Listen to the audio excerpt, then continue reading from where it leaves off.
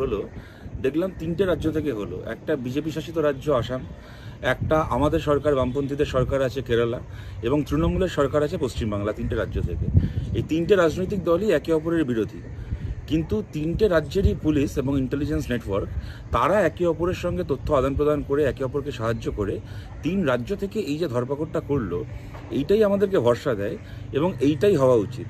রাজনৈতিক স্তরে কোন দলের সঙ্গে কোন দলের কেমন বন্ধুত্ব বা শত্রুতা, সেগুলোকে ব্যতি রেখে রাজ্যের বিভিন্ন রাজ্যের এবং কেন্দ্রের যে ইন্টেলিজেন্স নেটওয়ার্ক, গোয়েন্দা নেটওয়ার্ক, সেইগুলো একসঙ্গে কাজ করবে, একে অপরের সঙ্গে সহযোগিতা করবে, তথ্যের আদান প্রদান করবে, এবং তার ফলে এই ধরনের ধরপাকড়গুলো হবে এবং আমাদের নিরাপত্তা সুনিশ্চিত হবে।